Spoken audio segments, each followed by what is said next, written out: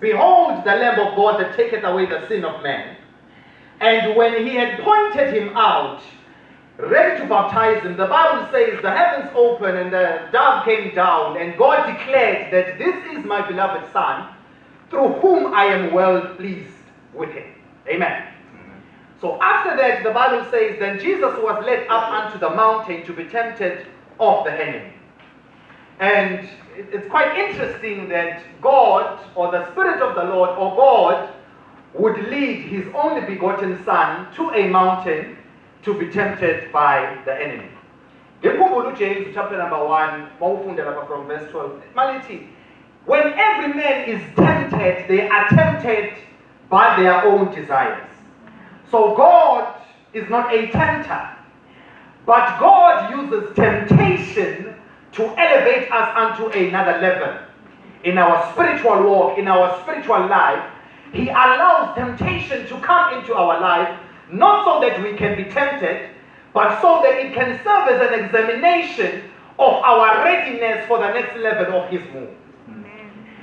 And it's interesting that because Jesus is the Messiah, He's God incarnate, He's the Godhead walking and living on the earth. And He had to go through the test, He had to go through the examination. So the Bible tells us that He was taken unto a high mountain and the enemy went there to tempt Him. And the temptations, I'll summarize them in 3 categories. The first temptation that Jesus goes through is a temptation of His senses, sensationalism. We are connected to our world through our senses, correct? You know that it is hot because of your senses.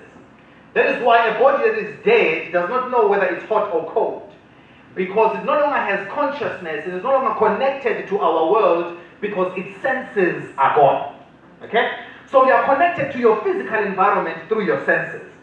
And it is significant that the first temptation will be through your senses, because that is the first and most potent thing that the enemy has immediate access to in Mhlongo. Your senses, your flesh, your outward appearance. Amen. Amen. Amen. Nicole, Amen. Are you following me? Amen.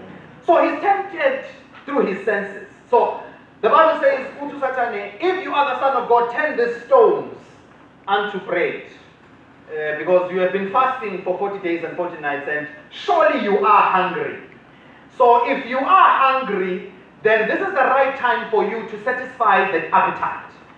Feed yourself. Turn the stones and turn them to bread.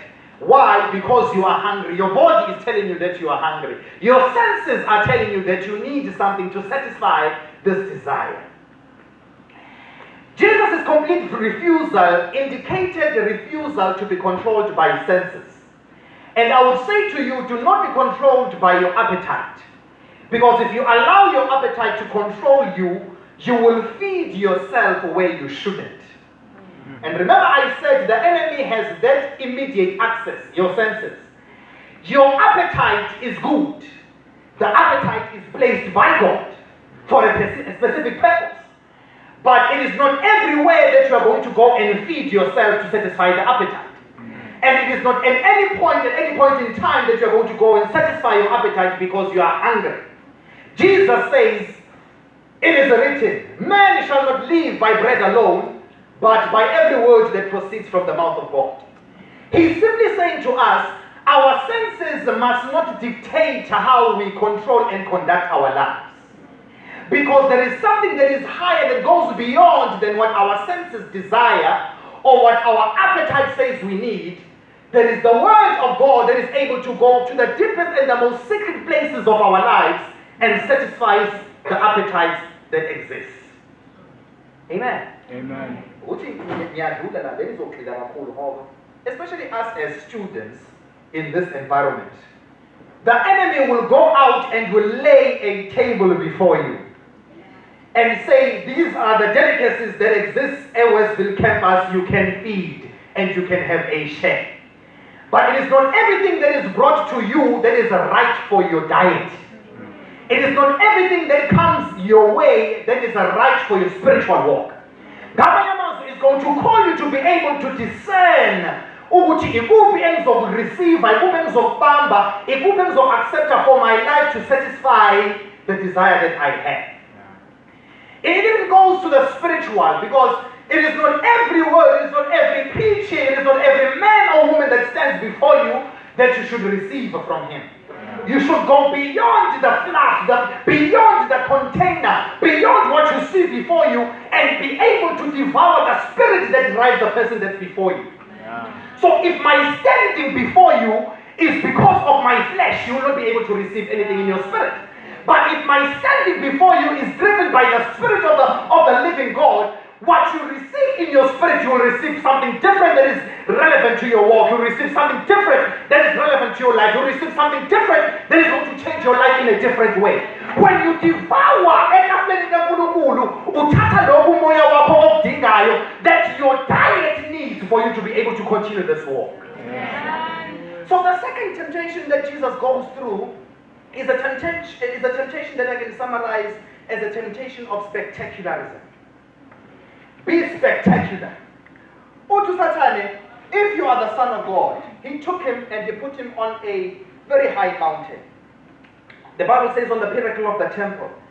And he says, if you are the Son of God, show off. Show them that you are the man. Show them that you are important to God. Be spectacular about it. Show them that you are the one who has the right spirit. Show them that you are the one who's closer to God. Be spectacular about it. Because as he's at the pinnacle of the temple, so he has an audience, and in his audience he could be able to show off and say, look at the power that I have.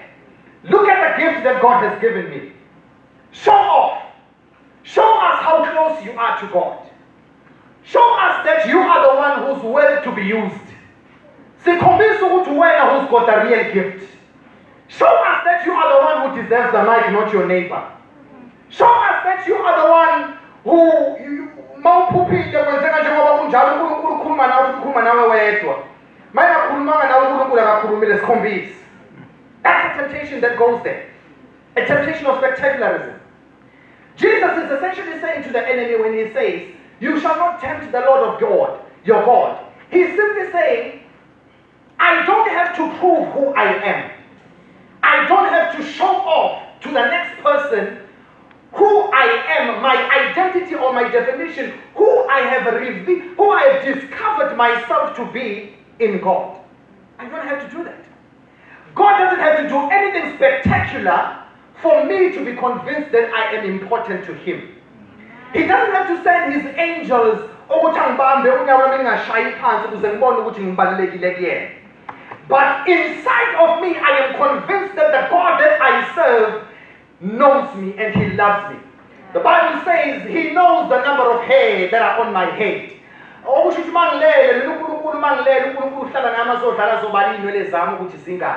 Uyazi ukuthi uhead number 1067 something 1067 200 injalo iphelele. He knows that head number 1000 and